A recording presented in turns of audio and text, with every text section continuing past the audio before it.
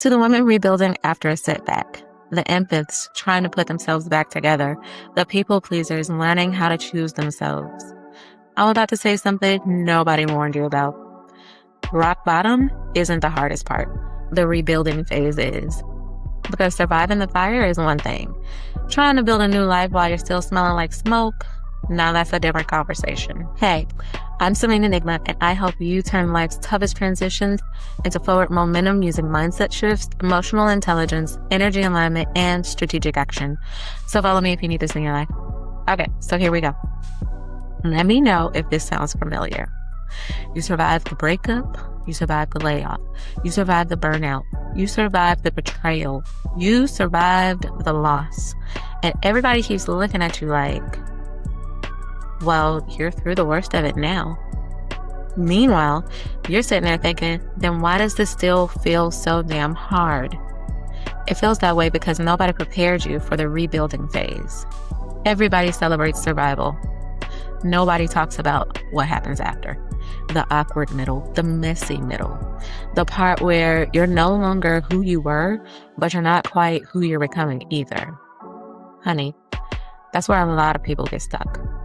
Nobody talks about how boring healing can be. Social media sold us this idea that healing is some magical montage. Journal, manifest, glow up, become your best self. But real rebuilding is repetitive. It's boundaries. It's consistency. It's uncomfortable conversations. It's making different choices when nobody's clapping.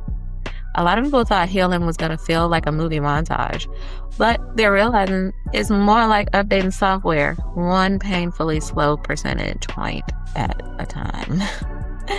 Let me ask you, what's been harder for you, the setback or rebuilding afterward? Because rebuilding requires grieving who you used to be. Here's something people are scared to say. Sometimes you don't miss the relationship. You miss who you were before it ended. Sometimes you don't miss that job. You miss the identity attached to it. Sometimes you don't miss the old life. You miss the certainty. Because rebuilding asks you to release versions of yourself that can no longer come with you. And that's uncomfortable. But that's just it. Growth isn't just becoming, it's also letting go. And don't be scared. The rebuilding phase is full of invisible wins. This is where people quit because nobody sees the progress. Nobody applauds the boundary you finally set, the panic attack you managed differently, the job application you submitted, the day you didn't text them, the moment you chose yourself.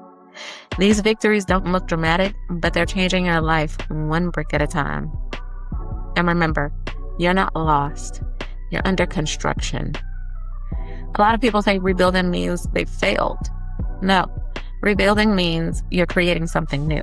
The problem is, most people judge the construction zone like it's the finished building. Of course, it looks messy. It's a construction site. There are tools everywhere, dust everywhere. Things have finished. That's normal. You're not broken. You're building. So, what part of your life feels under construction right now? If you are in a rebuilding season, stop asking, why am I not there yet? And start asking, what am I building right now? Because rebuilding isn't about speed. It's about alignment. Focus on small wins, consistent actions, new boundaries, self-trust, recovery, patience. And most importantly, stop comparing your construction site to somebody else's grand opening. Because here's the truth. Nobody prepared you for this part. The part where you're healing and grieving, growing and doubting, building and breaking old patterns at the same time. But hear me when I say this. Just because the rebuilding phase isn't glamorous doesn't mean it isn't sacred. The phoenix doesn't rise fully formed. First comes the ashes, then comes the rebuilding, then comes the flight. If you're in a season of rebuilding, reinvention, healing, or trying to figure out who you are after everything changed, click the link below or in my bio, and I'll send you my free Phoenix Pause Reset. It's designed to help you slow down, reconnect with yourself, and create clarity in the middle of life's biggest transitions. And don't forget to like this video and subscribe to my channel. And share this with someone if it helped you.